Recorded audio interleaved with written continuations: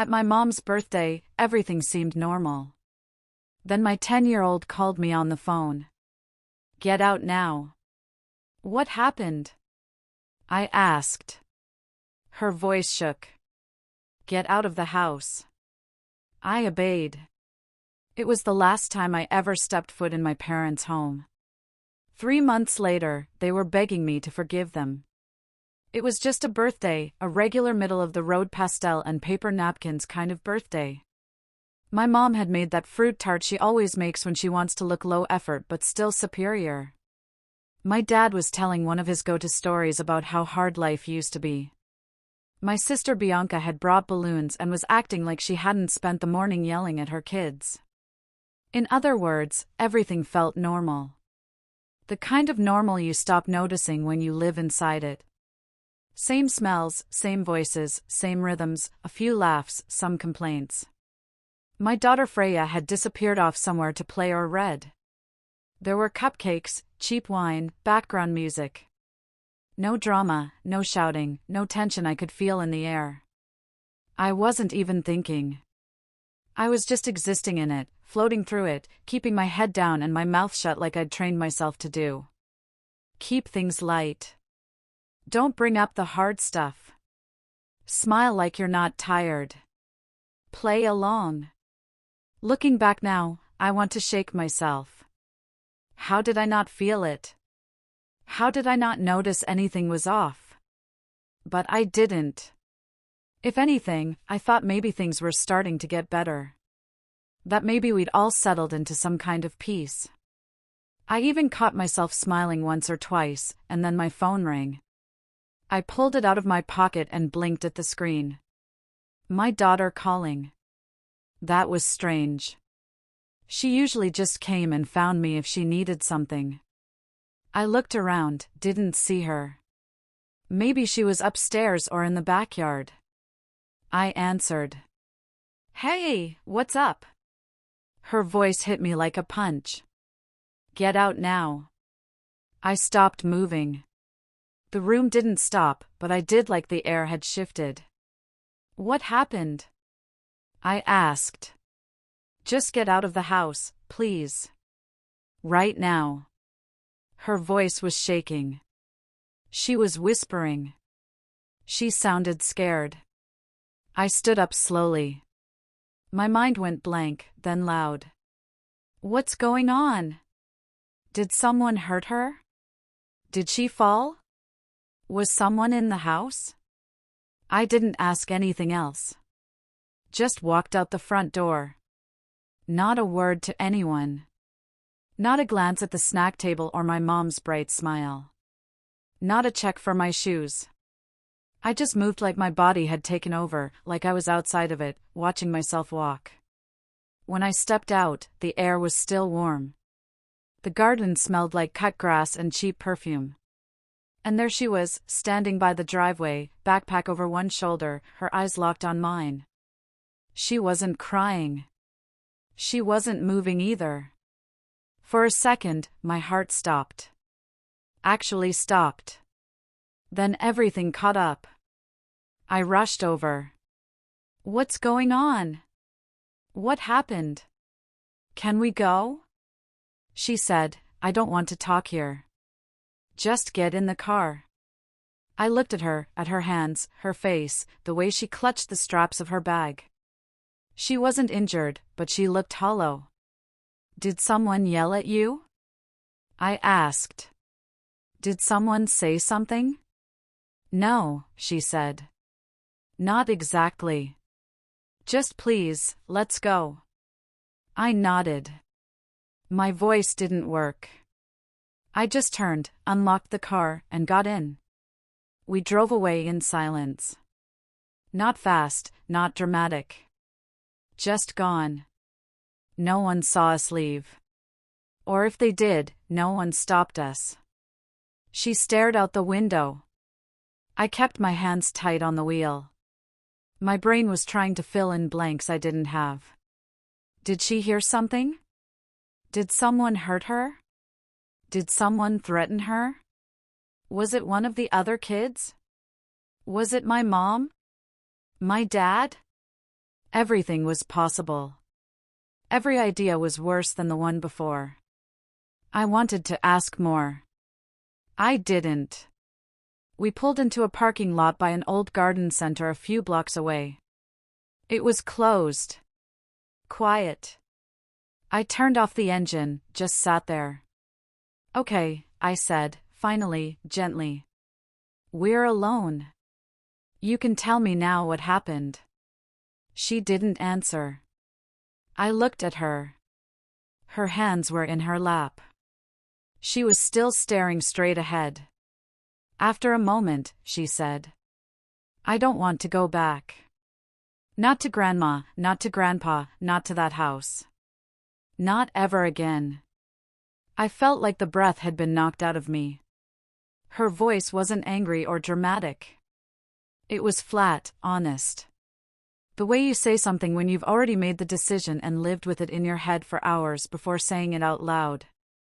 I don't understand, I said softly. I thought everything was fine. What happened? She just shook her head. Please don't make me go back. I sat there, staring at the steering wheel, trying to make my brain catch up, trying to connect the dots when I hadn't even seen the board. I won't, I said finally. I won't take you back there. And that was it. She didn't explain. I didn't push. We just sat in silence. Me wondering how I'd missed whatever she saw, her quietly trying to hold herself together in the passenger seat. I kept trying to play the day back in my head, replaying everything, every look, every comment, every missed moment. And I had nothing. That's what scared me the most. I didn't see it coming. I lived in that house. I knew these people thought I knew. And she had seen something that made her want to run. And I'd never forget the way she sounded on the phone. Like her life depended on getting out. Like mine did, too. Before any of that, though, there was a whole life that led us here. I was the oldest of two girls. You'd think that came with authority, leadership, maybe even a little favoritism. Not in my family. In my family, being the eldest meant you were the guinea pig. The let's see what happens if we do this child. When I turned 15 and got a job at the local bakery, my parents clapped like I'd just been knighted. Not because they were proud, because now I could help with the bills. We all contribute in this house, my mom said, waving off my protests when I wanted to buy myself a pair of jeans. By 16, I was handing over half my paycheck and doing weekend shifts no one asked me to take. I told myself it was noble, family-oriented, maybe even mature. Then my sister hit the same age. No job, no pressure, no mention of contributing. She got to sleep in and go to the mall with her friends while I was elbow-deep in dish soap and overtime. I asked my mom once, gently, why that was. She's just not built the same way as you, she said. As if I was a factory model and my sister was a porcelain doll. So I swallowed it. I didn't want to be petty. I didn't want to make trouble.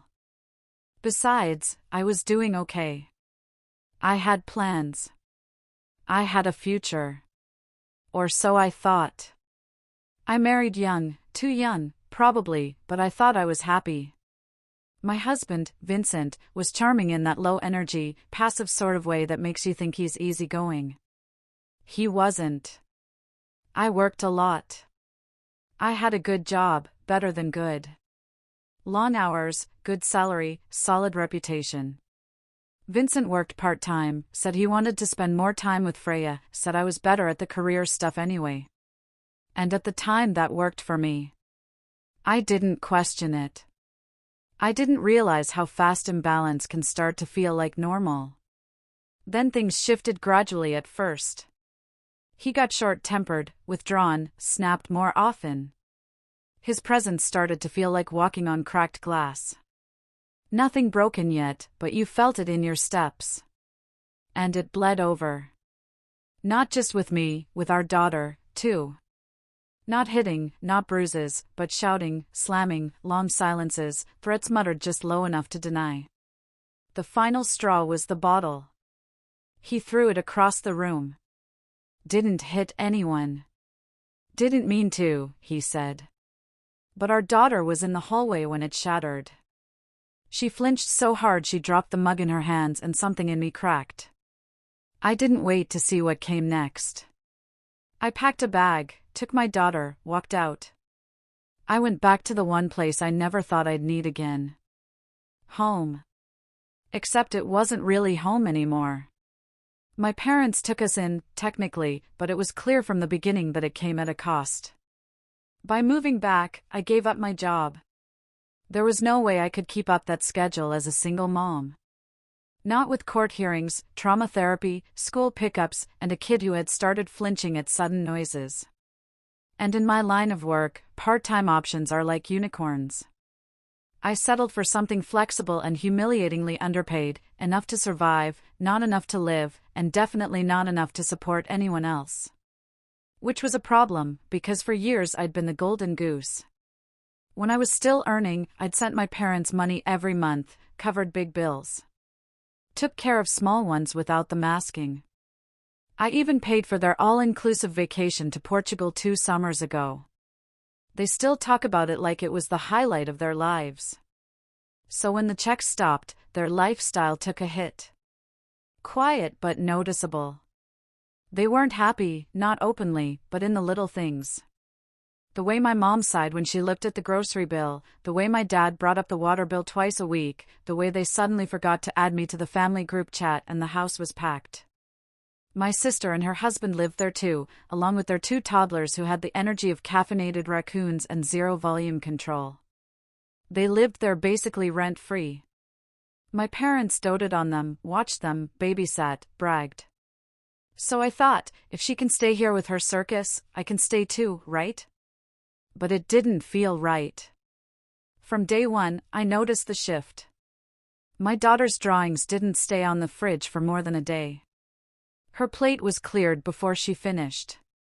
Once she got scolded for talking too much when all she'd done was laugh at a cartoon. There were stares, not from everyone, but enough. She noticed it too. Of course she did. She stopped spending time downstairs. She clung to me more. She asked if we could have our own place soon, and I told her we would, that this was just temporary, that family was supposed to help. I really believed that until the day she called me and told me to get out of the house. We sat in the car, parked under a sad little tree in a quiet lot. My hands were on the wheel, but I wasn't going anywhere. I finally spoke. Can you tell me what happened? She didn't hesitate. Not this time. Grandma and Grandpa and Aunt, they don't want me there. She said they were talking. I was in the bathroom. They didn't know I could hear. I stared ahead. Let her talk. They said they're going to send me back to Daddy, that I'd be better off, that they're planning something. She said it like it was just information, nothing personal. I don't want to go, she added, still looking straight out the window. I don't want to be near him. I didn't say anything. She had overheard a plan to hand her back to the man I'd taken her away from, and I hadn't seen a thing. When I was a kid, I thought betrayal would be louder, like someone yelling surprise with a knife in their hand. Turns out it was quieter. Sometimes it hid in bathroom tiles and murmured through thin walls. Sometimes it was whispered by the people who raised you. I looked at her. They said what? She didn't blink. They're planning to make you lose me. They were talking in the kitchen. I was in the bathroom. They didn't know. I waited, braced. They said you'd lose custody anyway, that they could help it happen faster, that Daddy would take better care of me. And if I went back to him, then you'd go back to your old job, start helping them again. I opened my mouth, but nothing came out. They said you'd be better off. She paused. They said they could plant something in your stuff. Drugs, maybe, so it looks bad. And then call child services. Silence. They want to frame me. She just nodded. Her lips were pressed so tight together, they'd gone white. And you're sure? They said it, Mom. They said it all. That I'm too much. That I never stopped talking. That the house is full and it used to be so nice. They said you're not useful anymore. And that he was always the better parent. I felt something shift. Not snap, not shatter, just shift, she said. So I packed what I could. There's two. I left. I called you. I looked down at her small backpack in the footwell. She'd remembered to grab my charger. I nearly lost it right there. Instead, I turned the key and drove. I didn't go back. Not for clothes, not for answers, not even for my toothbrush. I drove straight to Chris's house. Chris and I have been friends since we were 10, never dated, never tried. Just one of those rare human unicorns, a platonic male best friend who shows up, keeps quiet, and always has extra toothpaste. He opened the door with a coffee in hand and one sock on. I need to crash here, I said. He looked at me, then at my daughter and stepped aside without asking questions. That's why he's still in my life. That night we slept on his couch. Freya curled up beside me, too quiet for a kid. I stared at the ceiling, counting ceiling fan rotations and trying not to scream. My phone buzzed 17 times. I didn't check it once. The next morning I tried to be normal. I brushed my hair, found socks that almost matched, packed my daughter's lunch and added a napkin with a bad doodle of a cat. I kissed her cheek and said, "You're brave." She nodded. No smile, just solid bravery. We walked to school and they were there. Of course they were. My parents standing by the gate like the mafia, except with tote bags and that fake, polite tension people wear when they're about to say something awful. My daughter froze. "It's okay," I said. "Go in. I've got this." She ran off. I faced the enemy. "Where have you been?" My mom snapped. No good morning, no hug, no apology. "I think you already know," I said. "We've been calling all night," my dad added. "You disappeared with her." "I didn't disappear," I said. "I removed my daughter from a place where people were plotting to destroy my life." My mom blinked. "Excuse me?" I didn't flinch. "She heard you in the kitchen while you were laying out your little custody sabotage plan." "That's ridiculous," she said quickly. She must have misunderstood. "Did she misunderstand the part where you were going to plant drugs on me?" Her mouth opened, closed. A flush crept up her neck. "We were talking hypotheticals," she mumbled. "You've been stressed. You quit your job. The custody fight is going nowhere. You've been trying." I cut in. "I've been trying while you've been busy plotting my collapse because your spa weekends dried up." "That's not fair," my dad said. "We've helped you." I laughed, actually laughed. "You housed me after I paid your bills for years, after I booked you to a week in Crete and bought your damn espresso machine." My mom's eyes narrowed. "This is about money now." "This is about loyalty," I said, "which you sold for a better chance at holidays." "We just wanted what's best for her," my dad said. "You're fighting all the time." He was always so good with her. He threw a bottle at the wall while she was in the room. I snapped. He wasn't a father. He was a threat, and you knew that. My mom folded her arms. "You're emotional. You're blowing this out of." "I'm done," I said. "I'm done letting you twist this. You tried to wreck my custody case. You tried to erase me as a mother so you could go back to being comfortable." There was silence. I looked between them.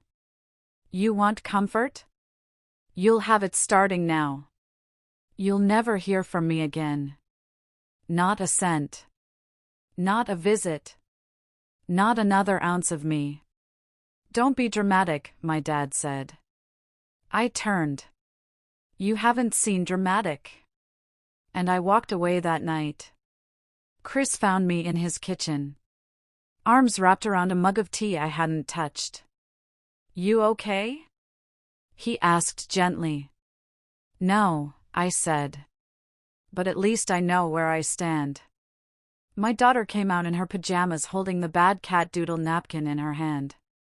She didn't say anything, just sat next to me and leaned her head on my arm. I didn't cry, not because I wasn't devastated, but because I was too exhausted to. I'd lost my parents, or maybe I just finally admitted they were never really mine to lose. What I hadn't lost was sitting next to me. And I'd burn the whole damn world down before I let anyone take her again. You'd think after everything that had already happened, I would have learned to relax when things got quiet. But I didn't. Silence, I found, is just betrayal, taking a breath. It had been weeks since we'd heard from my parents. No messages, no threats, no weird cousin reaching out to check on us. Just stillness. Chris called it peace. I called it suspicious. Freya was doing better, slowly, sleeping again. Eating again. She'd started drawing these odd little comic strips of wolves fighting snakes, and I didn't ask questions because they all ended with the wolf winning and curling up in a den with her cub. That was good enough for me. I was still staying at Chris's. I say still like I had some lease lined up and just hadn't signed it yet. I didn't. I had nothing lined up.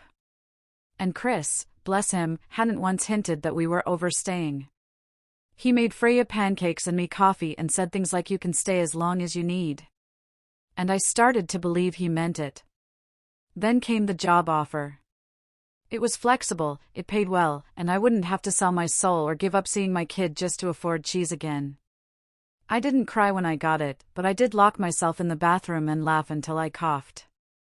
That job was my first piece of the old life, the good part, clawing its way back. So of course, that's when I saw the photos. I wasn't even snooping. I opened Instagram to check if Freya's school had posted any updates about the art show. And there they were, my parents on a beach with Vincent. Vincent, sunburned and smiling like someone who knew the judge personally. Bianca was there too, looking smug as a wet cat, holding a coconut drink like it was court admissible evidence. The caption said family first. So proud of the kind of dad he is to our granddaughter. I didn't drop the phone. I just stared at it, then turned the screen to Chris and said, well, that explains why they've been quiet. They're tanning their betrayal. He didn't say anything for a while. Then he handed me a cookie. That's why I love him. 2 days later, Child Protection Services showed up. They knocked at 9 a.m. on a Thursday. I opened the door, half-dressed. Freya was brushing her teeth, and Chris was somewhere in the back, trying to fix the leaky faucet with the world's smallest wrench. We received a report, the woman said, clipboard in hand, her colleague standing slightly behind her. Scanning the hallway like we might be hiding meth in a potted plant. I didn't have to ask who reported me, but I did anyway. It was your parents, she said. Of course it was. They said I'd run off with Freya, that I was unstable, that I didn't have a permanent home, that I was involving strange men in my daughter's care, which I guess was Chris, who was currently in the kitchen pouring juice into a cup shaped like a unicorn horn. They checked the bedrooms, asked Freya a few questions, inspected the fridge, found nothing. Said we'd hear back only if further action was needed. I thanked them with the emotional warmth of a sandwich bag.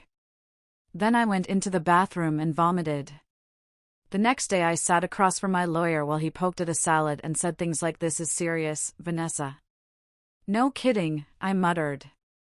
He explained that if my parents testified for Vincent in the custody case, which was now days away, it would hurt a lot. "They're close family," he said. "They know you well. If they paint a picture of instability, it'll hold weight." I looked at my lawyer, who once wore a tie with flamingos on it to mediation, and asked, "Do you think I'm going to lose her?" He sighed. "Not if she speaks." That night, Freya asked me if she would have to talk in court. I said yes, if she wanted to stay with me. She didn't even blink. She just said good and went back to sketching her wolf comic. This one had snakes wearing grandma wigs. The courtroom smelled like air freshener and lies. Vincent showed up in a suit so stiff it looked like it was wearing him. My parents came in after him, sat behind his chair like they belonged to him. Now Bianca didn't even look my way. Freya sat beside me, swinging her legs nervously. Chris gave me a half smile and sat in the back, a steady shadow.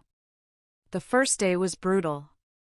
My parents took the stand and said I was moody and not emotionally stable. My mother said I'd always been too sensitive. My father nodded like he was being interviewed for a documentary called How to Destroy Your Daughter in Court. Bianca echoed them. Vincent was a wonderful father, she said. He stayed home. He cared for Freya. He was always patient. I wanted to stand up and scream. Then why the hell did I leave him? But I didn't. I sat there, nails digging into my palm, while they described a version of me I didn't recognize. And then finally, it was Freya's turn. She took the stand like it was a school presentation, looked at the judge. Not at her father. I want to live with my mom, she said. She listens to me. She makes me feel safe. She's never yelled at me. They asked about Vincent. She hesitated, then said he gets angry. He throws things. He threw a bottle once. It scared me. Silence. And then she said I don't want to live with him. I don't feel safe. They asked if anyone else ever made her uncomfortable. My grandma and aunt said they wanted me to go live with him, that they were going to make mommy lose me. They said they'd put stuff in her bag to get her in trouble. Dead silence. I wasn't crying. I couldn't cry. I felt like I'd been dropped into a vacuum, and that should have been enough. But the universe wasn't done. During the break, Vincent approached my mother. They were arguing. I couldn't hear the words, but I saw the motion, his hand grabbing her wrist. Hard, sharp. She yanked it back. My father stepped in. Vincent stormed off, and that was the last time they ever stood near him again. They didn't come back to court. My lawyer told me later they'd withdrawn their testimony and that we had enough. We returned to court. My lawyer brought the fire. He laid out the money trail, the car, the vacation, the hidden assets. Vincent hadn't disclosed during our divorce. It was all there. Receipts, transactions. He'd bought their loyalty. And then when the money stopped, so did they. The judge ruled in my favor. I got full custody. No visitation, no contact. Vincent left the courtroom red-faced and sweating. My parents didn't show up at all. The week after the ruling, their vacation photos vanished from social media. The car was gone. The glow dried up. Chris showed me a screenshot of one of my mom's posts before it was deleted. Sometimes family is the hardest lesson. I laughed, actually laughed. Fast forward a year. I still wake up sometimes half expecting a war, but then I look over and see Chris snoring into a pillow and Freya curled up on the other side with her wolf plushie. And I remember we're okay now. Chris and I ended up together, which still surprises me. For the longest time, I didn't see him that way. I'd known him since we were kids, back when he used to eat crayons and swear he'd be a firefighter priest scientist when he grew up. I think I'd filed him under permanent friend material and just left him there. Turns out he'd liked me for years. He told me one night over burnt toast and dishwater wine that he never said anything because he didn't want to ruin what we had. But then something shifted. Maybe it was the way he held Freya's hand at court, or the fact he never once tried to fix me, just stood beside me while I unraveled and reassembled myself.